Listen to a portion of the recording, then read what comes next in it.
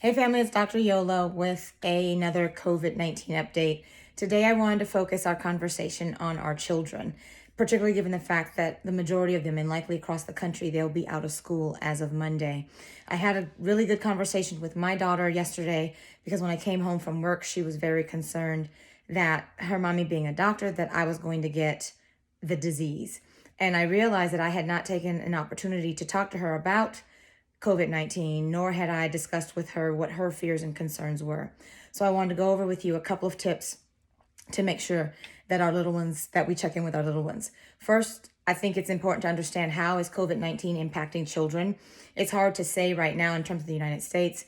In China, over the span of the COVID-19 pandemic, studies have now shown that only 2% of children made up the population, so little ones 19 or younger. And of that 2% of the population that had COVID-19 infections, only 2% required medical attention and 0.2% progressed to significant disease. It doesn't mean that our children aren't at risk. Clearly, the majority of the population that does get the infection in the pediatric population develops mild symptoms, but then that poses risk for those of us with chronic medical conditions, our seniors, and those who are immunocompromised. So it isn't that our children aren't at risk. I know that's a story going around that children aren't impacted by COVID-19, but they are. Time will tell in terms of how impacted they are here in the States. And that's one thing that is different than the flu. Children are usually one of the high-risk populations when it comes to influenza. So with that being said, let's talk about how do we communicate with our kids. I think the first important thing to do is to ask them, what do they know?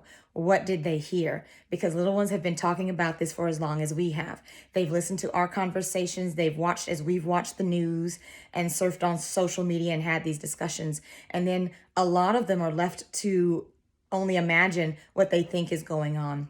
I think it's first important as parents, as caregivers, for us to have a clear understanding of what they've heard and what they think. The second is to ask them if they have any questions. I asked my little one last night what questions she had, and her first question is, if you get it, are you going to die? And, with a very straight face, I let her know that mommy takes all precautions to make sure that as a pediatrician, that I protect myself, and that we will just pray for coverage over mommy as she does her job. So it's important to even give her that space to ask a very, very important question, because I can only imagine the thoughts that went through her head until I gave her permission, or gave her not even permission, but the space to ask. So make sure that we're asking them what questions they have, and then based on informed, evidence-based information, we answer those questions. And if we don't know, we admit it. There were certain questions that she asked that I couldn't tell her, like, when is this going to end? It really is up to us in practicing those 6 key hygiene tips. The third is to really have a good conversation with them. Let them know this is a perfect time for education on STEM. This is a STEM opportunity. Talk to them about germs, about bacteria, about viruses, how infections are spread, and then talk to them about good hygiene. Go over the 6 tips that we talk about.